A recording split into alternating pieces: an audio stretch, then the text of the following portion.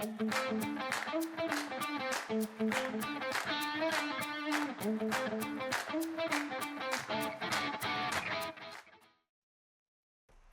morning and welcome to the regular meeting of City Council on Tuesday, February 17th, 2026. Will the clerk please take the roll?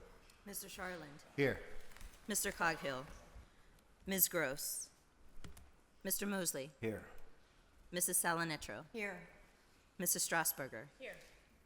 Mrs. Warwick. Here. Mr. Wilson. Mr. Lavelle, President. Here. 6 members present. Thank you.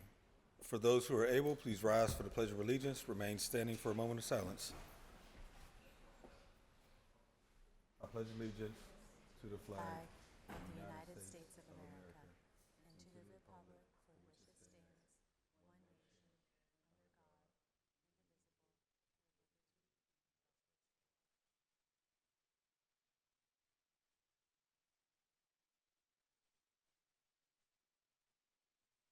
very much. Our next order of business is to amend the agenda. Is there a motion to amend?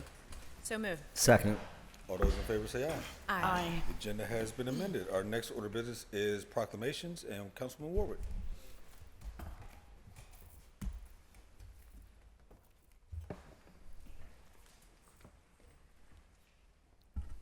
Thank you. Can we have everyone come up who's here for Miss Denise?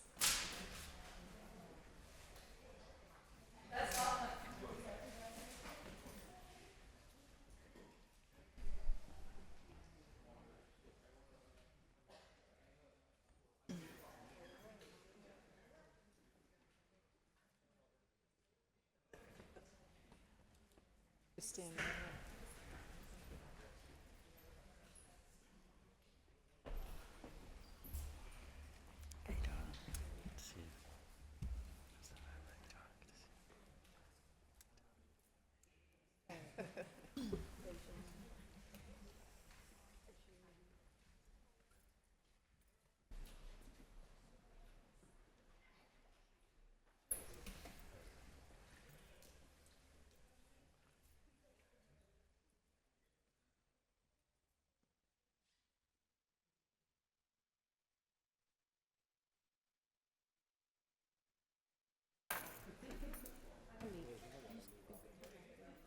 All righty.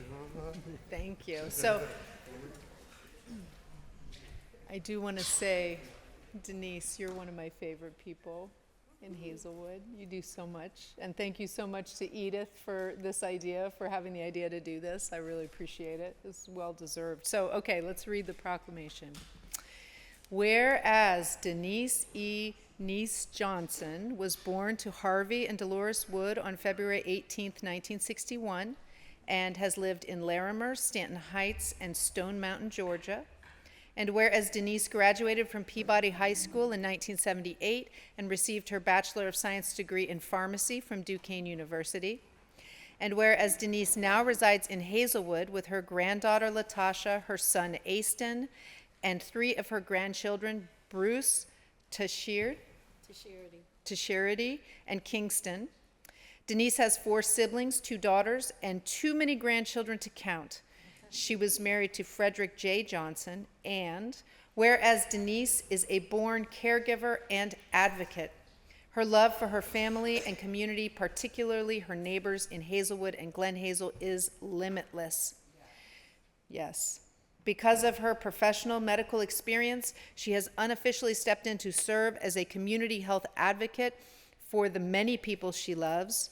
And whereas Denise is a born leader who can get things done, she is an advocate for herself as well as her family, friends, neighborhood, city, region, and state. And whereas Denise's sense of humor and wit balances well with her ability to face injustices and stand up for what is right, she is a volunteer for numerous community organizations in Hazelwood and throughout the city of Pittsburgh. She uses her time to advocate for transit, food sovereignty, voters' rights, arts and culture, and environmental justice. And whereas Denise makes the city of Pittsburgh a better place for us all, her advocacy, activism, and love are all exceptional. Now, therefore, be it resolved that the Council of the City of Pittsburgh does hereby declare Tuesday, February 17th, to be Denise Johnson Day in the city of Pittsburgh. May we have a motion? Motion to approve. All in favor? Aye.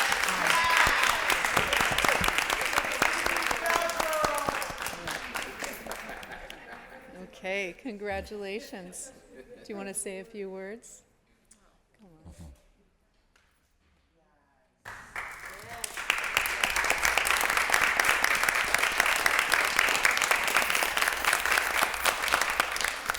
Good morning, and thank you all for being here. I'm under the weather a little bit, but I want to give a round of applause for all my friends, family. Without me, just a little.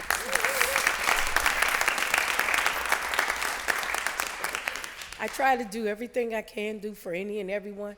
I take every day as a day of service because you don't never know what a person's going through, and I try to be there for everyone. I know there's a lot I could say, but at this time right now, I just don't feel good. But I appreciate each and every one of you, and I'm going to give you all a round of applause for having me. Thank you.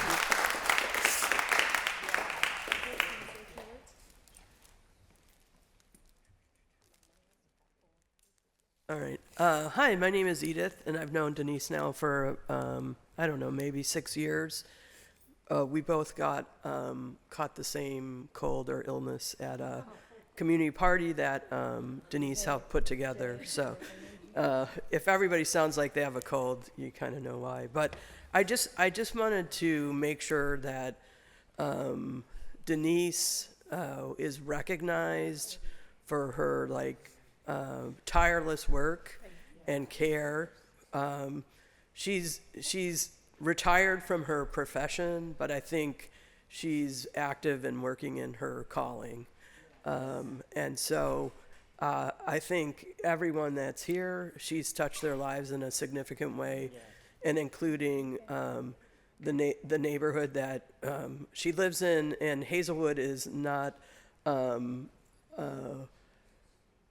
it's not necessarily, it's an open place, but it's also kind of can be a tough place to crack. And you can see here all these people that are here and some who couldn't be here, who love and support Denise for all her care and knowledge and love that she has for them and the neighborhood. So I just want to say thank you, Denise. Thank you. I think more community leaders like Denise need to be recognized, who just do this work because of who they are. Thank you. And thanks to Ms. Barb, thanks to the council for recognizing her on this day. Thank you.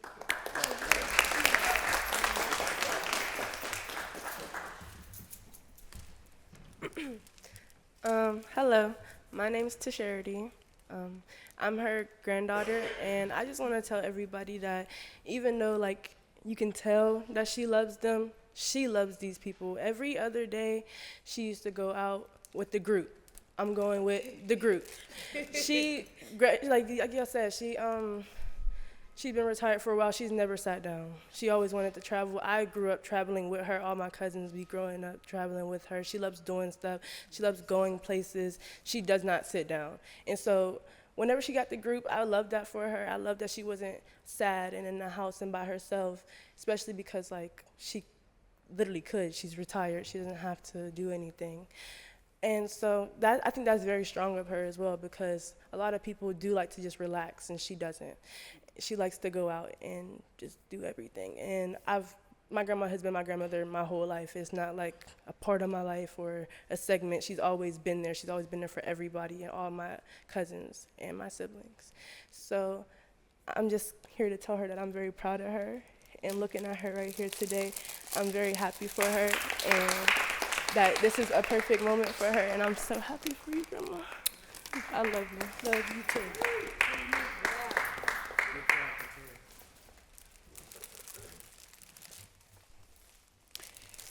Everybody done said everything. When I first met Denise, I fell in love with her. She's a genuine, she's awesome, she's phenomenal, she's great. And every time I call her, she's always there for me. Bad situations, good situations, she's always there. And I am so proud today to come here, to join her today, because she definitely deserves it. She's a beautiful person in our community. She's a beautiful person inside and out, and she does deserve this. And matter of fact, tomorrow's her birthday. So this was a very good blessing to her, and she's a beautiful person.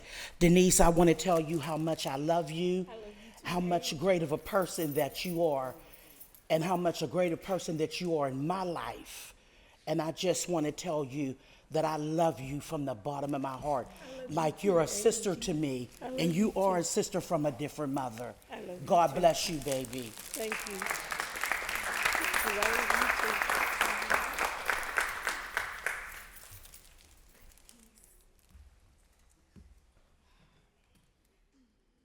Hi, my name is Tamika Jones Cuff, and I'm a Glen Hazel resident and friend of Denise's.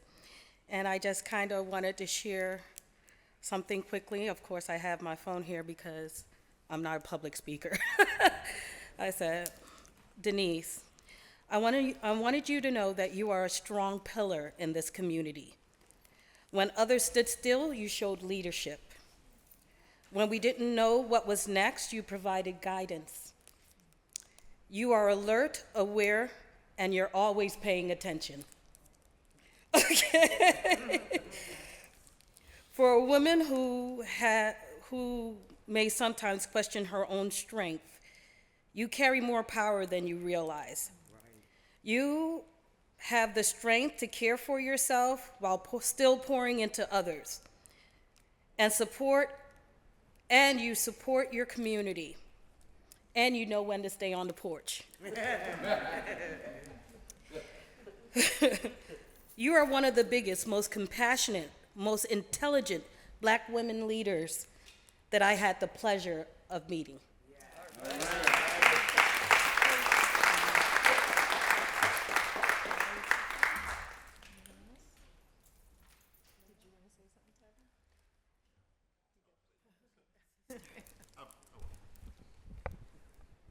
Good morning, everybody. I'm Denise Johnson's baby sister. I'm Kimberly Johnson. She's been like a mom to me.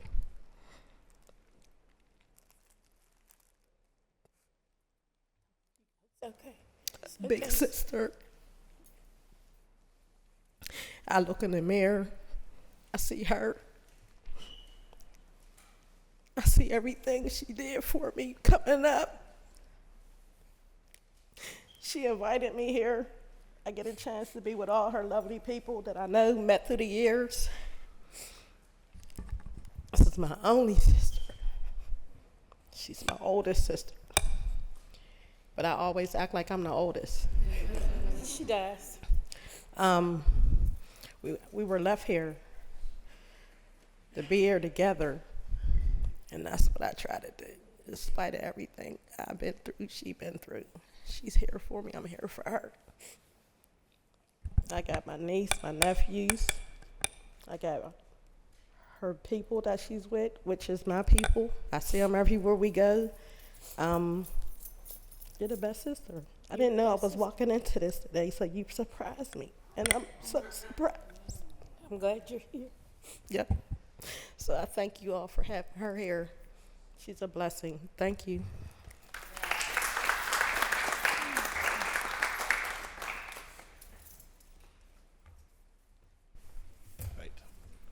Hello there. My name is Tevin Drum Blair. I am Denise. He's his cousin, which also makes me cousin to a number of people here. When I did not know originally that Denise was my family until I actually mentioned that my dad's side of the family used to own a pet shop in East Liberty. And from there on, we actually come to actually connect a lot more, grow a lot more together. He's been there for me through a lot, thick and thin, especially after I lost my mom this past Christmas, about a week before Christmas. she and most of our excursions has been there ever since then, and been looking out for me no matter what. And I would actually like to thank you for everything that you did here for me. All of you, each and every one. I'll never forget that. And I'm still keep discovering new family members each and every day, and I'll be happy to know everyone, no matter what. Thank you.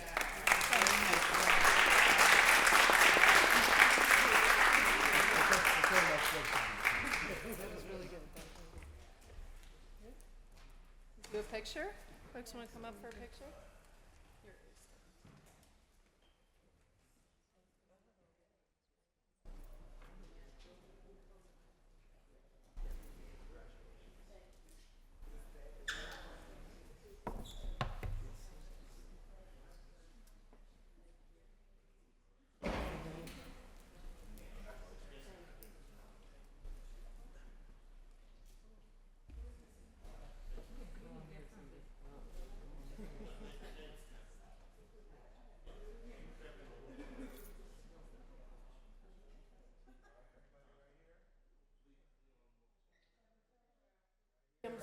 Okay, Tevin, look at the camera. There we go.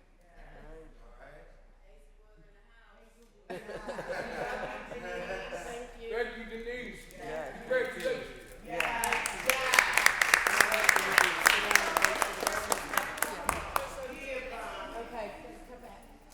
Thank you, Sandra. Thanks.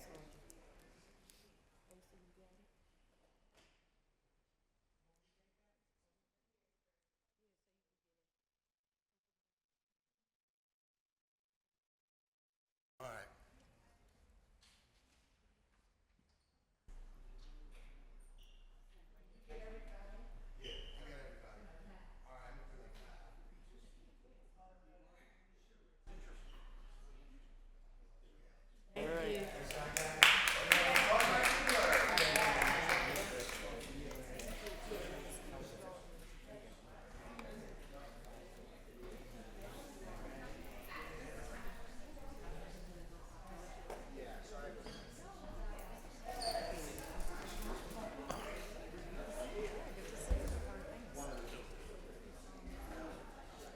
Who called me?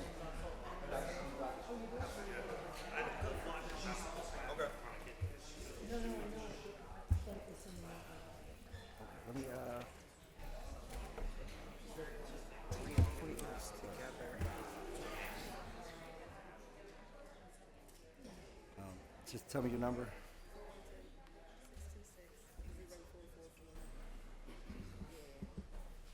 All right, I'm texting you right now. Yep, yep, I just did. Yeah, no problem. Thanks for the reminder.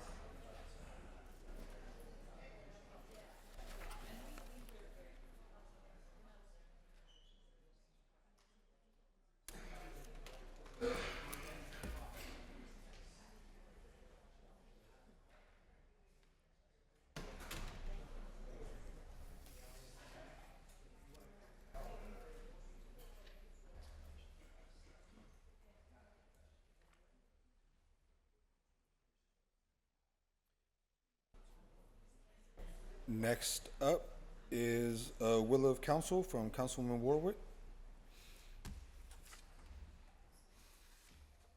for the adult use cannabis.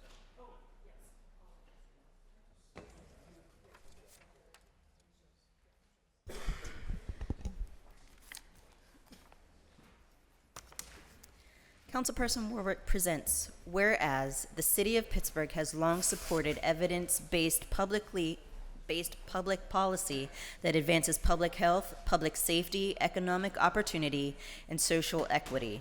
And whereas the federal government has taken an historic step by rescheduling cannabis from Schedule 1 to Schedule 3 under the Controlled Substances Act, acknowledging its accepted medical use and significantly reducing barriers to scientific research while expanding access for patients, including veterans who rely on cannabis as part of their health care. And whereas, despite this federal progress, Pennsylvania continues to treat cannabis possession as a criminal offense in many circumstances, resulting in ongoing arrests,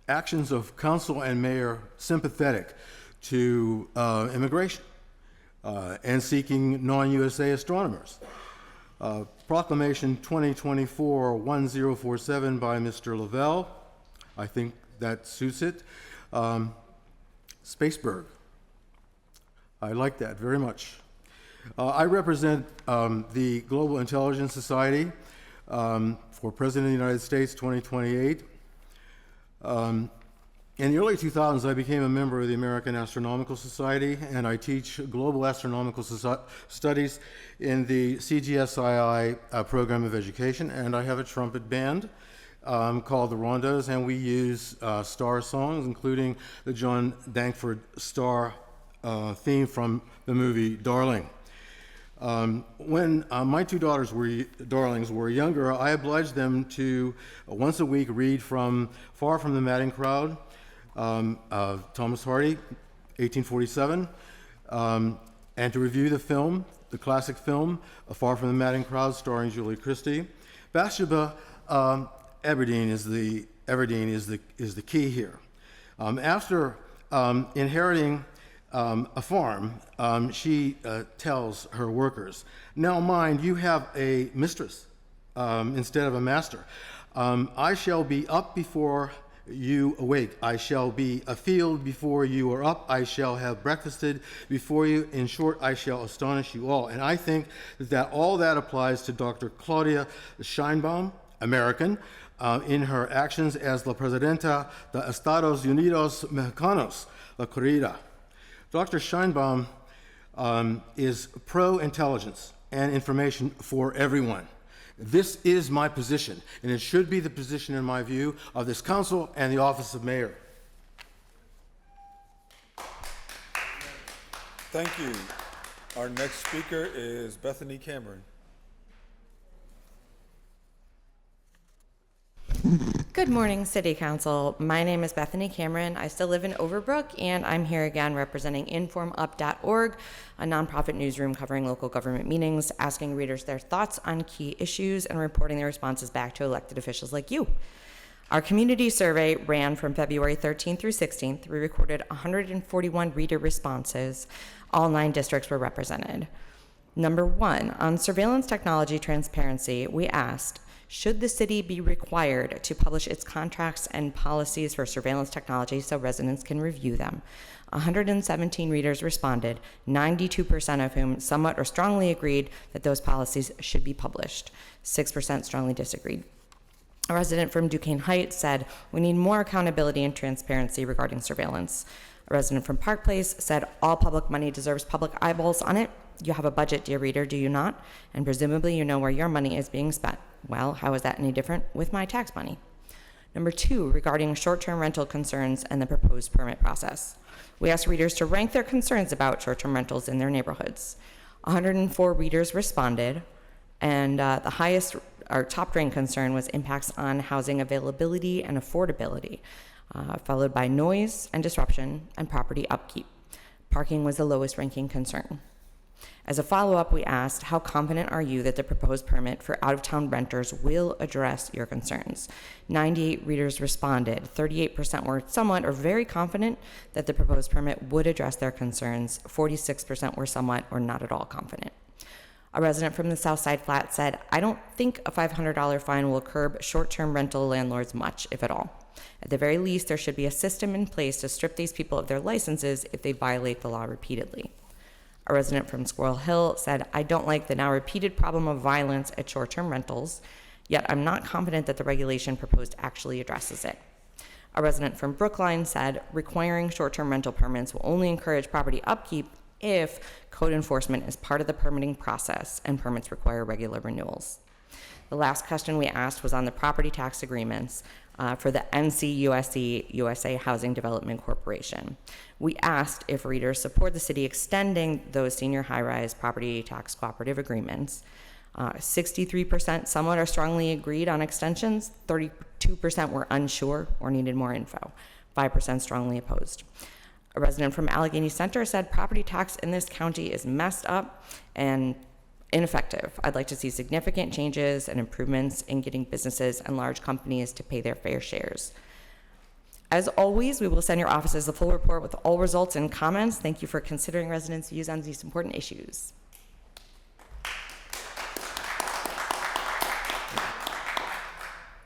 Thank you. Our next speaker is Tanisha Long.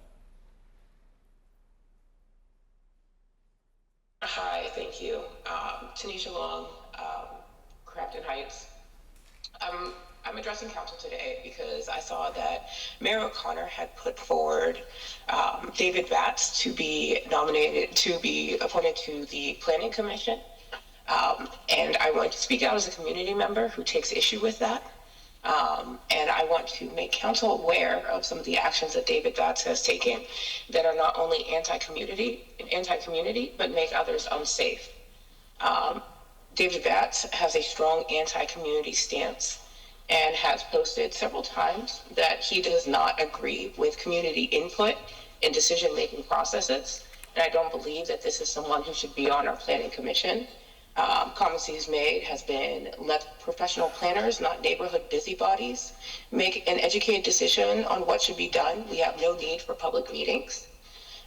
He said that community input should happen in actual democratic processes. Elections, our leaders should be our voices, not endless community meetings. They're attended by people who aren't representatives of our community. He said that I think community input should be elections and that we should not have community meetings at all. More importantly, I speak out as a member of the community who has been a victim of doxing. And David Batts runs a community group, Pro Housing Pittsburgh, that has blatantly doxed members of our community, including Nicole Remmer, posting her full address on Twitter when he did not agree with a comment, when a member of his group did not agree with a comment that Nicole had made. I think that it would be very damaging to our community if we allow David Batts to be on the Planning Commission, and I am speaking out to oppose it. And I will be back before you guys actually vote on this to speak further and in more depth on this issue. Thank you. Thank you. Our last registered speaker is Daniel Schaefer.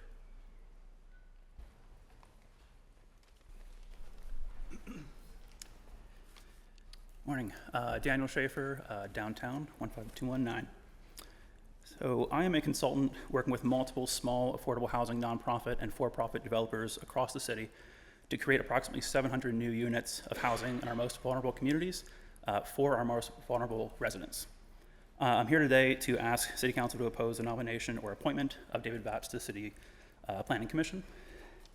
So nearly 10 years ago, I was completing a service year program in the Hill District and was asked to help staff part of the City of Pittsburgh's Affirmatively Furthering Fair Housing Task Force, specifically the Race and Ethnicity Committee. Together with multiple real estate attorneys and housing experts, we drafted recommendations for the City of Pittsburgh's inclusionary zoning bill. Our ultimate goal was to ensure the creation of affordable housing in the city, as even back then, we were on a path to losing lower income residents by the hundreds if nothing changed.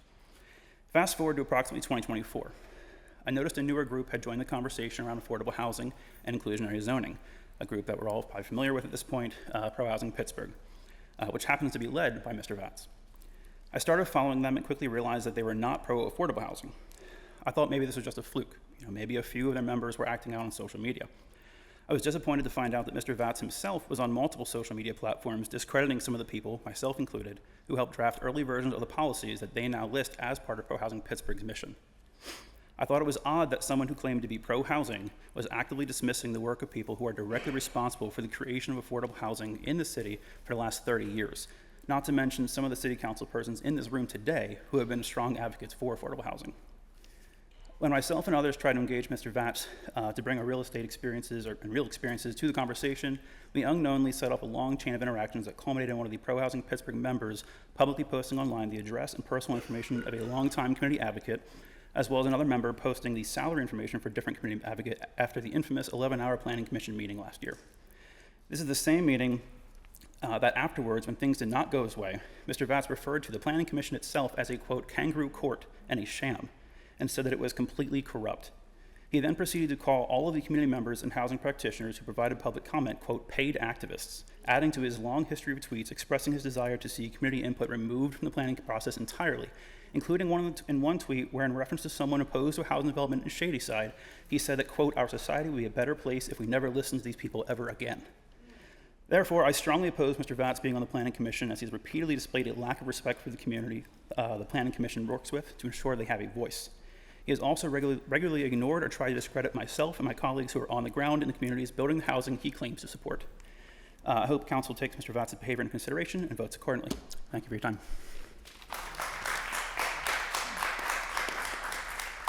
Thank you. That exhausts our list of registered speakers. If there's anyone else in chambers wishing to speak, please come forward at this time. Also provide your name and neighborhood for the record.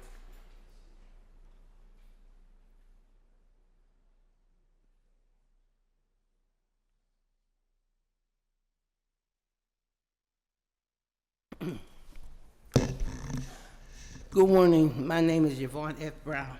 I live at 715 Mercer Street. That's the high rise with 190 apartments up on Bedford. That's K. Lee Irvis Tires. I wanted to remind you that at one time we had a lot of babies, black babies, that were orphans or had no one to care for them. So they started adopting them out to white parents. I want you to think about this. When the white adopted mother asked her little black child, who was Martin Luther King? He was a man, this is what the little boy said. He was a man that fought for all people that had skin. We look at him, he's fighting for the poor or black or yellow, but he says he's fighting for anybody that has skin. Also, they were talking about Jesse Jackson died. When Jesse Jackson was running for president, he came to Pittsburgh, Pennsylvania. He came up to Katie where Irvis's tires.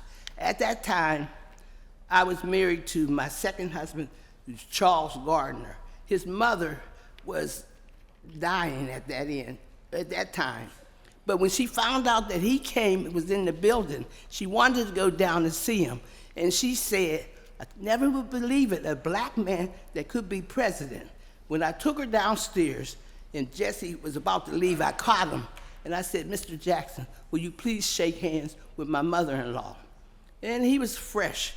He was the kind of little fresh, the way he said it, you could tell of the things that he was accused of later. But she was so proud and so happy. She did die about a month later. But I came to tell Jens that when I took her to see Jesse, it was during the time that black people were not, we did have a woman that ran for president, but black people at that time didn't run. And my mother-in-law was so proud. She said, we will have a black president. I bring that to light because I thought that he was dynamite because I was at the Civic Arena when he was saying, I am somebody. That's what a lot of black people, we fought for. I mean, we are somebody. We are. Even though you may say we're not, he put a lot of oomph in us that we are people. Even though my skin may be darker than yours, I am. If you cut me, it'll still come out the same color. Even though you may be white, the blood still comes out the same. See, I want you to understand that I come for a reason, and we must treat each other like human beings. Thank you. Next speaker, please.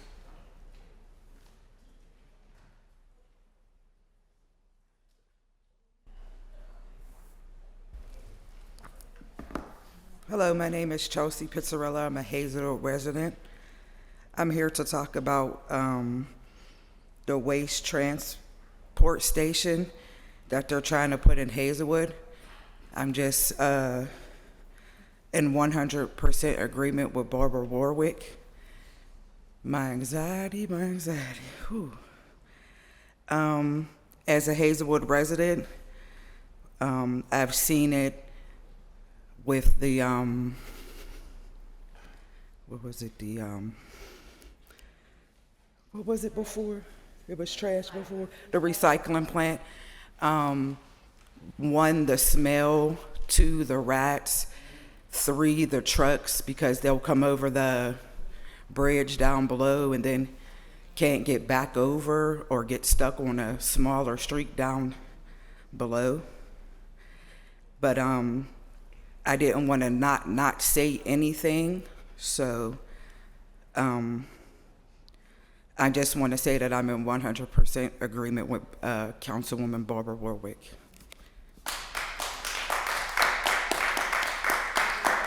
Thank you. Next speaker, please.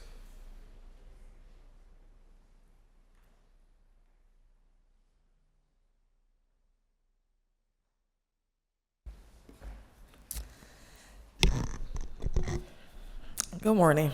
My name is Unique Brown, and I'm here today to speak about my mother. I'm not just here as a daughter, I'm here as a witness. My mother's name is Yvonne Brown, and her life has been a quiet service, a quiet act of service. She did not wait for permission. She did not wait for recognition. She simply showed up again and again for people who were hurting. She worked as a welfare worker, sitting across from families who felt ashamed for needing help and reminding them that survival is not failure. At Neighborhood Legal Service, she stood beside people who felt small against the system that felt too big. At LAHEAP office, she helped keep the heat on in homes during the coldest winters, knowing that warmth can mean the difference between fear and safety. But what moves me most is what she did when no one was watching. While attending Carlow University, she brought carrot juice and fresh juices and vegetables to the campus, handing out samples and pamphlets she made with her own hands, her own dime, simply because she believed healing could be shared. She brought the same juice to the community events, to neighborhood gatherings, and to wherever people would listen. Long before juice bars, long before wellness became a business, long before health had a price tag, she was already out doing the work. She taught children about safety through the American Red Cross. She didn't just stop at lessons and manuals. She brought juice into schools so children could learn what caring for their bodies looked like, and watch the children light up, not because it was trendy, but because someone cared enough to nourish them. Today, I see business profit from the same ideas my mother gave away for free. And yes, there is sadness knowing she never had the funding and the backing or the platform she deserved, but there is something even more powerful in knowing she never let that stop her. She chose people over profit, healing over headlines, community over comfort. Even now, when my mother comes before this council, it's almost never for herself. She comes fighting for the tenants, for seniors, for families who don't know how to navigate the systems that weren't built to keep them in mind. She carries other people's burdens quietly, faithfully, and without applause. And I'm here today because I believe that that kind of life deserves to be named. And a proclamation will not repay her. It will not equal to her sacrifice, but it will say something important. It will say that this city sees those who gives without asking. It will say that compassion matters. It will say that her service done quietly still counts. She's been here for over 20 years, so y'all already know. And this morning, I'm asking y'all to honor my mom. I don't know what day. Her birthday's July. Could be then, whenever y'all feel like it. But y'all know what she do. And not because she demanded it, but because she earned it. So, thank y'all. Thank you. Next speaker, please.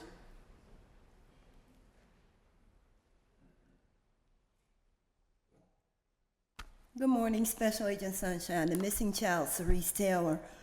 I'm going to start with prayer. Lord, thank you for everything, every trial, every tribulation, every gang stalker, every thief, every liar, every murderer, every voodoo practitioner right here in this building, connected to everybody in this room. In Jesus' name. Thank you for seeing them, exposing them, and eventually removing them. In Jesus' name.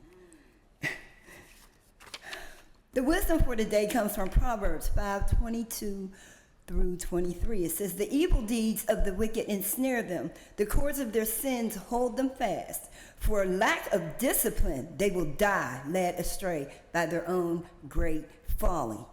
On injustice, Martin Luther King once said, we know through painful experience that freedom is never volunteered by the oppressor. It must be demanded by the oppressed. Justice too long delayed is justice denied. Is it Jesus? Is it Donald Trump? Is it Congress? Is it Justice Department? The world's about to find out.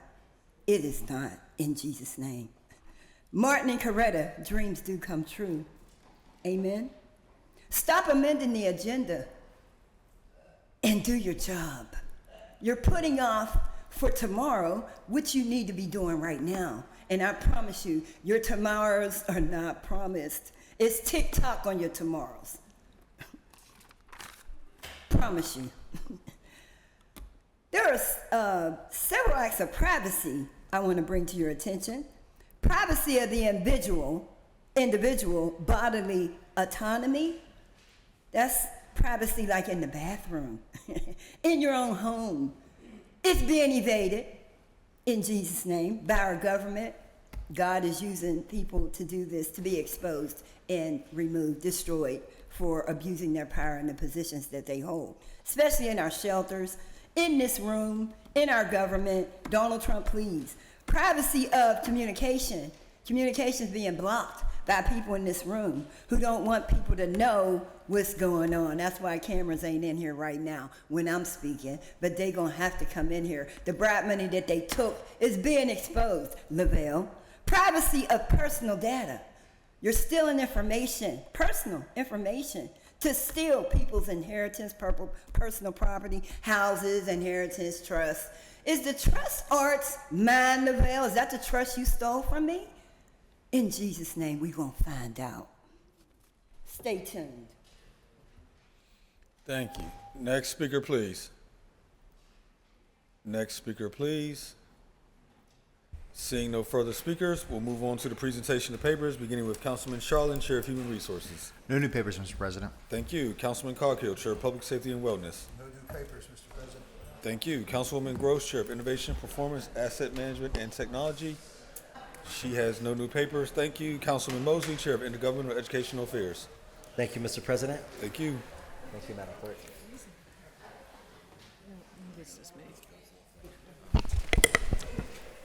Councilman Mosley presents Bill Number 117, Resolution Adopting Plan Revision to the City of Pittsburgh's Official Sewage Facilities Plan for 2402 North Charles Street at no cost to the city. And Bill 118, Resolution authorizing the issuance of a warrant payable in favor of the Chartiers Valley District Flood Control Authority to renew the City of Pittsburgh's membership into the CVDFCA and pays fees for the year 2026 in an amount not to exceed $17,204 over 1 year. Thank you. And Councilwoman Salinetro, Chair of Public Works and Infrastructure. Thank you, Council President.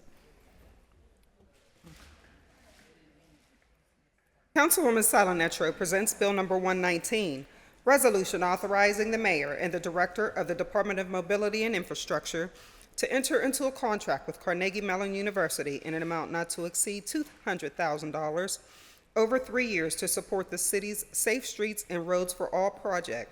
CMU will also provide in-kind services in an amount not to exceed $200,000 for a total project cost of $400,000. And Bill 162, Resolution transferring the amount of $2,500 within the 2026 operating budget from City Council postage to the Office of the City Clerk for the purpose of professional services. And Councilwoman Strasburger, Chair of Finance and Law. Thank you, Mr. President. Thank you.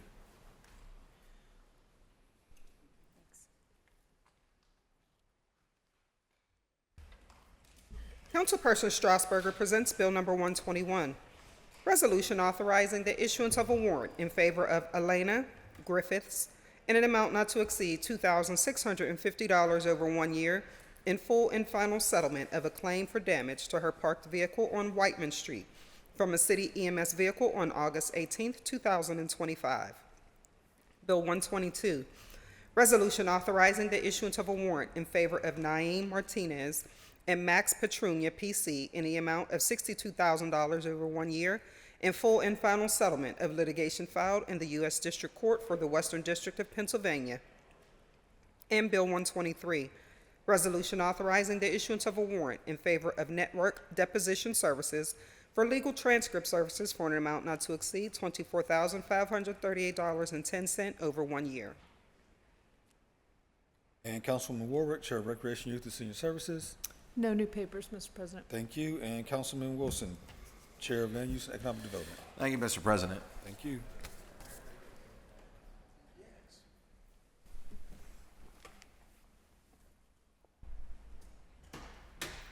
Councilman Wilson presents Bill number 120, resolution further amending Resolution 924 of 2024, effective December 18th of 2024, as amended, entitled Resolution Adopting and Approving the 2025 Capital Budget, the proposed 2025 Community Development Program, and the 2025 through 2030 Capital Improvement Program, so as to decrease Lawrenceville United by $15,000 and increase Lawrenceville Corporation by $15,000 so as to fund specific public service grant projects of City Council and authorize a subsequent agreement or agreements. And Bill 124, resolution amending Resolution 792 of 2024, effective November 6, 2024, as amended, entitled Resolution Authorizing the Mayor and the Director of the Office of Management and Budget to enter into an agreement or agreements with various community-based organizations for the implementation of the 2024 Neighborhood Economic Development Program and to provide for the payment of the cost thereof at a cost not to exceed $720,000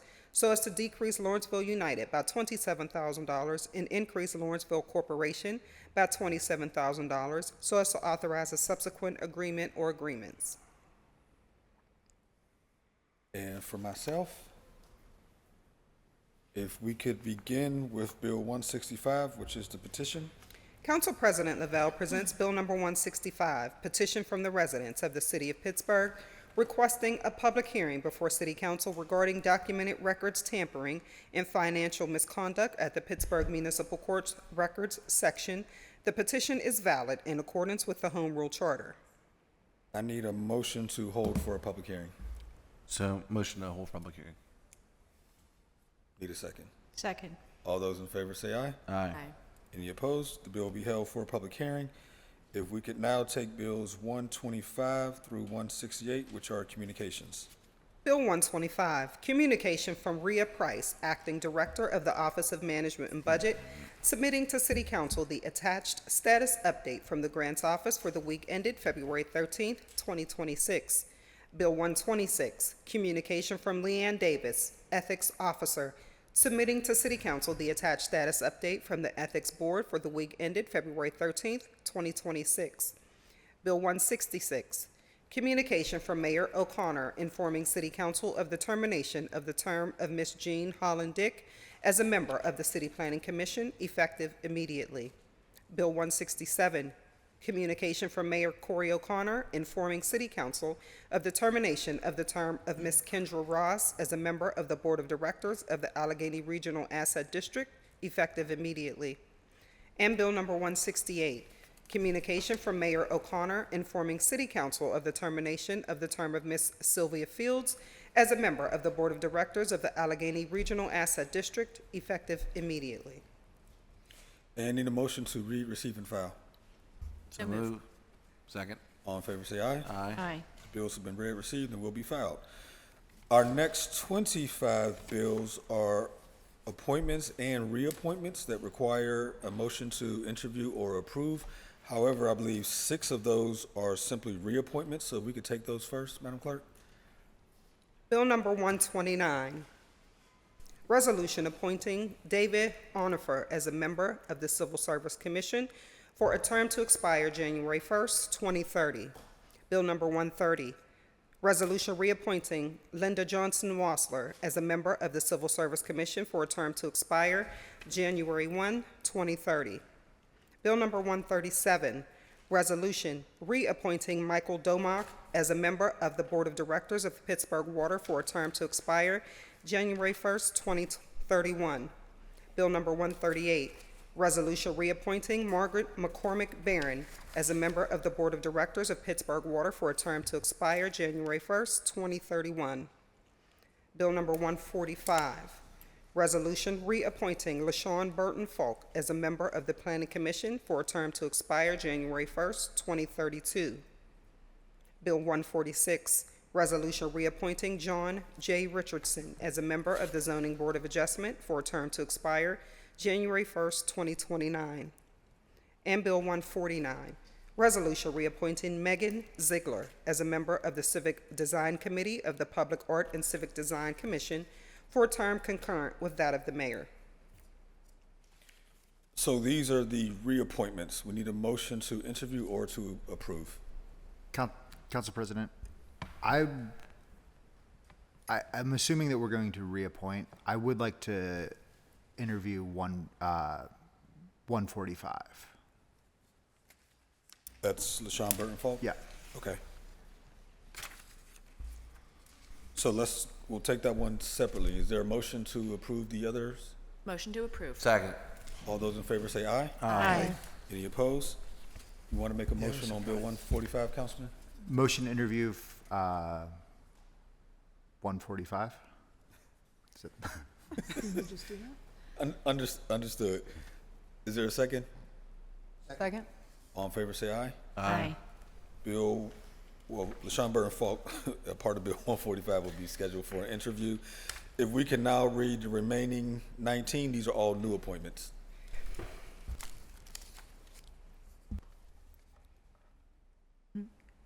Bill number 127, resolution appointing Emily Kincaid as a board member of the Allegheny County Sanitary Authority for a term to expire January 1st, 2031. Bill 128, resolution appointing Shatara Murphy as a member of the board member of the Allegheny County Sanitary Authority for a term to expire January 1st, 2031. Bill 131, resolution appointing Catherine Blauvelt as a member of the Historic Review Commission for a term to expire January 1, 2029. Bill 132, resolution appointing K. Chase Patterson as a member of the Historic Review Commission for a term to expire January 1st, 2027. Bill 133, resolution appointing Luna Frunsgaard as a member of the Historic Review Commission for a term to expire January 1st, 2029. Bill 134, resolution appointing Martha Eisler as a member of the Historic Review Commission for a term to expire January 1st, 2028. Bill 135, resolution appointing Lou Irwin as a member of the Board of Directors of Pittsburgh Water for a term to expire January 1st, 2031. Bill 136, resolution appointing Scott Kunka as a member of the Board of Directors of Pittsburgh Water for a term to expire January 1st, 2031. Bill 139, resolution appointing Darren Kelly as a member of the Planning Commission for a term to expire January 30, 2030, serving the remainder of the term for a seat previously held by Steve Mazza. Bill 140, resolution appointing David Vatz as a member of the Planning Commission for a term to expire January 1, 2030, serving the remainder of the term for a seat previously held by Gene Holland Dick. Bill 141, resolution appointing Diamante Walker as a member of the Planning Commission for a term to expire January 1st, 2032. Bill 142, resolution appointing Gerardo Enteriano as a member of the Planning Commission for a term to expire January 1, 2028, serving the remainder of the term for a seat previously held by Monica Ruiz. Bill 143, resolution appointing Justin Hunt as a member of the Planning Commission for a term to expire January 1, 2028, serving the remainder of the term for a seat previously held by Philip Wu. Bill 144, resolution appointing Bob Reppy as a member of the Planning Commission for a term to expire January 1st, 2032. Bill 147, resolution appointing Emily Stedge as a member of the Public Art Committee of the Public Art and Civic Design Commission for a term concurrent with that of the mayor. Bill 148, resolution appointing James Hill as a member of the Civic Design Committee of the Public Art and Civic Design Commission for a term concurrent with that of the mayor. Bill 150, resolution appointing Kendall Solar as a member of the Civic Design Committee of the Public Art and Civic Design Commission for a term concurrent with that of the mayor. Bill 151, resolution appointing Jesse Ainsman as a member of the Board of Directors of the Pittsburgh Land Bank for a term to expire January 1st, 2027, serving the remainder of a term for a seat previously held by Tamara Dudukovich. Bill 152, resolution... Sorry, Madam Clerk.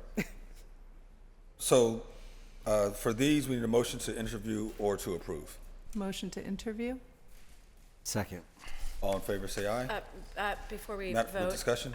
With discussion, I do want to point out that it was brought to my attention by the mayor's office that Emily Kincaid is a reappointment to the Alcoasand board, and therefore I would suggest removing her, as with all the others, from the motion to interview.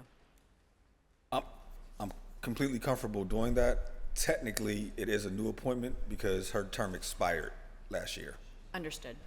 But I'm understood that she's still serving in that capacity. So if you want to make a motion to simply approve. Motion to approve Emily Kincaid as Alcoasand board member, Bill 127. Second.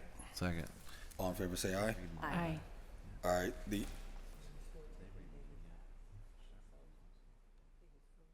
no, I'll just take it all together. So all the remainings, there has been a motion and a second to interview. All those in favor say aye. Aye. Aye. Any opposed? We'll schedule those for interview. What I will do is, these are all technically pre-agenda interviews. However, there's no way we're going to sit at 9:30 and be done by 10. So we'll group them together based on their boards and commissions, but then schedule them in the afternoon after one of our council meetings. Now, if we could read, Madam Clerk, Bills 152 through 161. These are all informing appointments. Bill 152, resolution informing City Council of the appointment of John Welch as a member of the Board of Directors of the Stadium Authority for a term to expire January 1st, 2030. Bill 153, resolution informing City Council of the reappointment of Stanley Letterman as a member of the Board of Directors of the Stadium Authority for a term to expire January 1st, 2030. Bill 154, resolution informing City Council of the reappointment of Steve Steingart as a member of the Board of Directors of the Stadium Authority for a term to expire January 1st, 2030. Bill 155, resolution informing City Council of the appointment of Lee Coogan as a member of the Board of Directors of the Stadium Authority for a term to expire January 1st, 2030. Bill 156, resolution informing City Council of the appointment of Tarina Laval as a member of the Board of Directors of the Sports and Exhibition Authority for a term to expire January 1st, 2030. Bill 157, resolution informing City Council of the reappointment of Michael Quattrini as a member of the Board of Directors of the Sports and Exhibition Authority for a term to expire January 1st, 2030. Bill 158, resolution informing City Council of the reappointment of Bobby Wilson as a member of the Board of Directors of the Public Parking Authority of Pittsburgh for a term to expire January 1st, 2030. Bill 159, resolution informing City Council of the appointment of Charles Fisher as a member of the Board of Directors of the Public Parking Authority of Pittsburgh for a term to expire October 10th, 2028, serving the remainder of a term for a seat previously held by Kim Lucas. Bill 160, resolution informing City Council of the appointment of Casey Monroe to the Board of Directors of the Allegheny Regional Asset District for a term concurrent with that of the mayor. And Bill 161, resolution informing City Council of the appointment of Paul Supplewitz to the Board of Directors of Allegheny Regional Asset District for a term concurrent with that of the mayor. And for that, we need a motion to read, receive, and file. So moved? Good interview. Second. All those in favor say aye. Aye. Good interview. Any opposed? That moves us on to unfinished business. You can interview if you want. Bill 18, resolution appointing Yvette Mongolo Winston as a director of the Department of City Planning. And Bill number 21, resolution appointing Lisa Zeitner Marcus as city solicitor. I need a motion to approve. Motion to approve. Second. All those in favor say aye. Aye. Any opposed? Those two appointments have been approved. Sorry, can we go back? Could we motion to interview the new, I think it's just one new parking authority board member?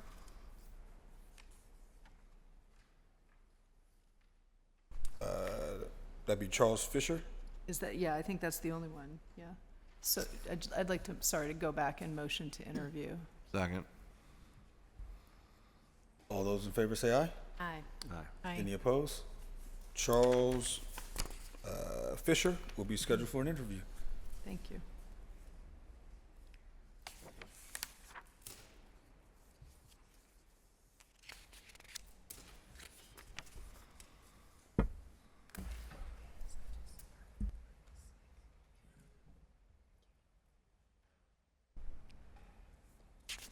Making sure our clerk is caught up. All right. Our next order of business is reports of committee for final action, beginning with Councilperson Erica Strasburger, presenting the Committee of Finance and Law. Oh, here it is. Thought it was collected. Thank you, Mr. President.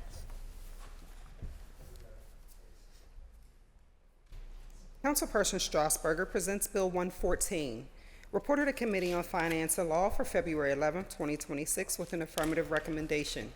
Bill 85, resolution authorizing the issuance of a warrant in favor of Justin Hickox for a single payment in 2026 in an amount not to exceed $10,000 in full and final of an employment matter. You've heard the reading and title of the bill. Is there any discussion on the bill? Seeing none, the bill is now ready for final action. All in favor of the passage of the bill will aye when their name is called. Those opposed will vote no. Will the clerk please take the roll? Mr. Charland. Aye. Mr. Coghill. Aye. Mr. Mosley. Aye. Mrs. Salanetro. Aye. Mrs. Strasburger. Aye. Mrs. Warwick. I'm going to abstain on the Justin Hickox bill. Okay, Yeah, got it. just want to abstain on that one. Thank you. Mr. Wilson. Aye. Mr. Lavelle, President. Aye. 7 ayes, 0 noes, 1 abstention. The bill, having received the legal required number of votes, is passed finally. That moves us to Councilwoman Kim Salanetro, presenting the Committee of Public Works and Infrastructure. Thank you, Council President. Wait, what?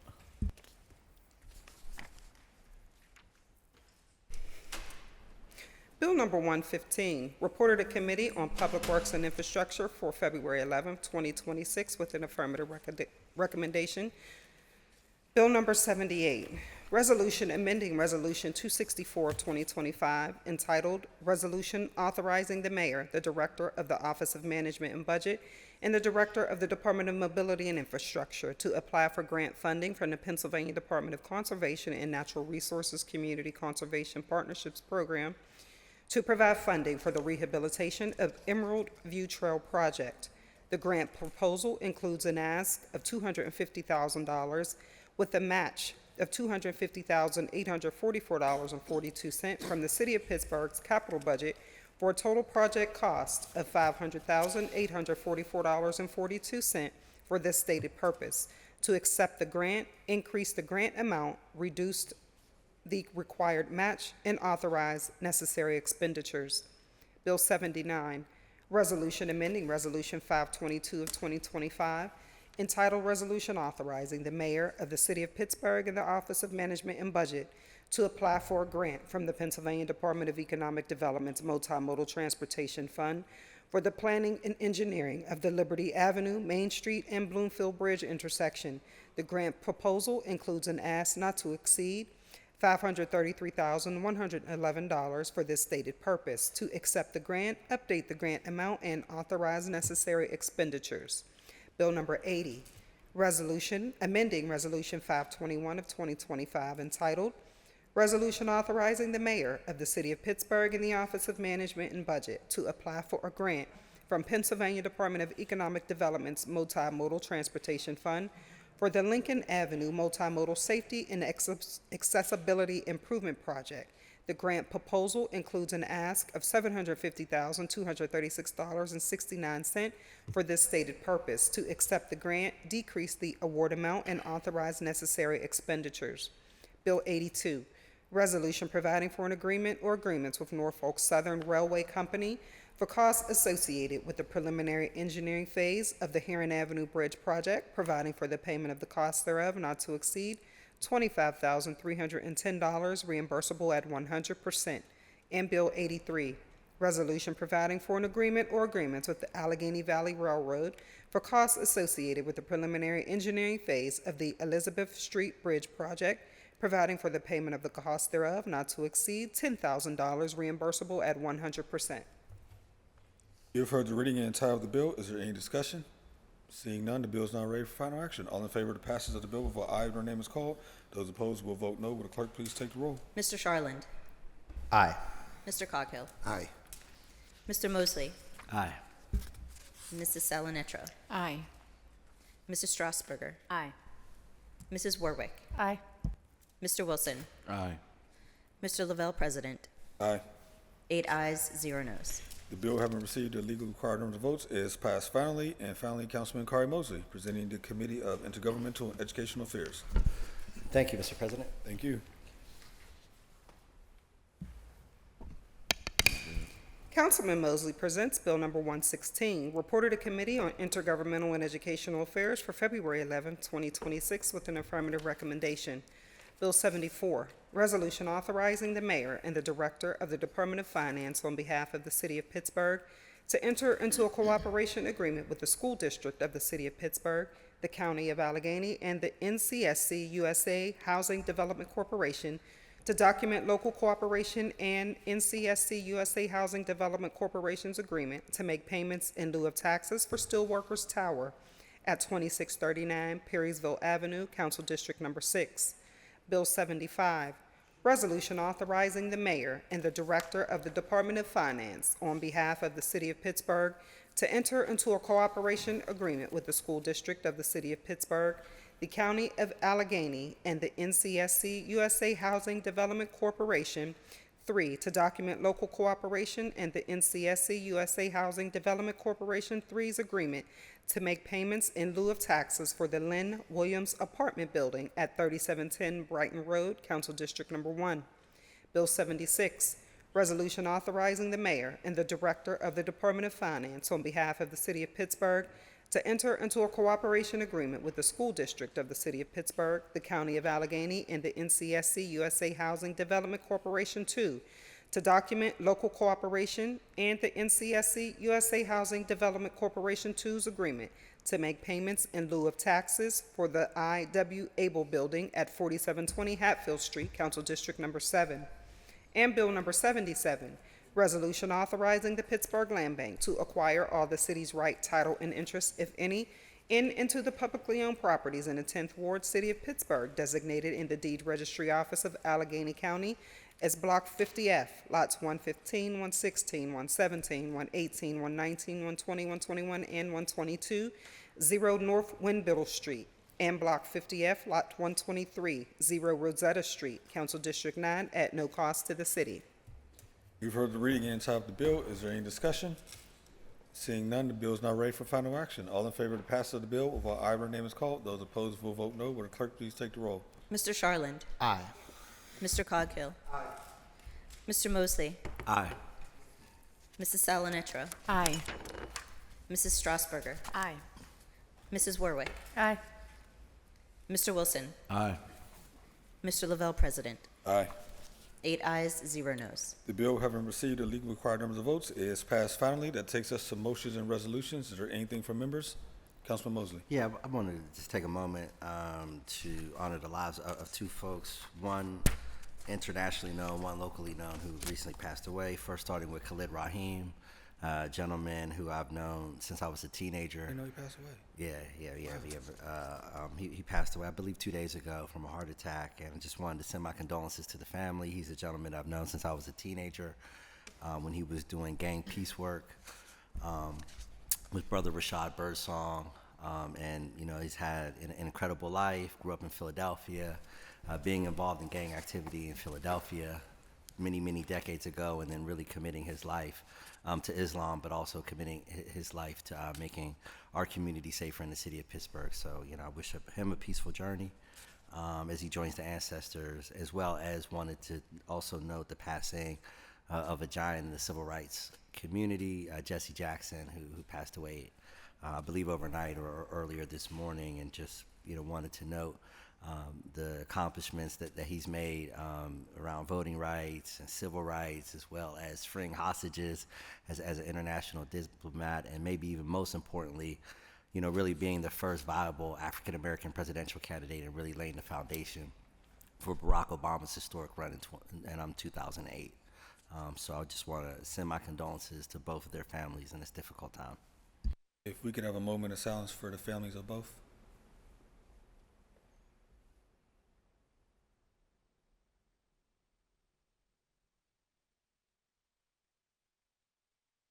Thank you. Anything else from members? If not, our meeting announcements are this afternoon at 1 o'clock. Council will hold an executive sessions on Bill 122 and 121 as they relate to litigation. Also this afternoon at 1:30, Council will hold a pre-agenda interview for Eric Sloan as the Director of Parks and Recreation. Then tomorrow, Wednesday, February 11th, Council will hold our standing committee meeting. Speaker registration will close at 9. To register to speak at this meeting, please fill up the sign-up form on the council meeting webpage or call the clerk's office at 412-255-2138. With that, we need a motion to excuse the absent member, approve the minutes, and adjourn the meeting. So move. Second. Second. All those in favor say aye. Aye. We are adjourned.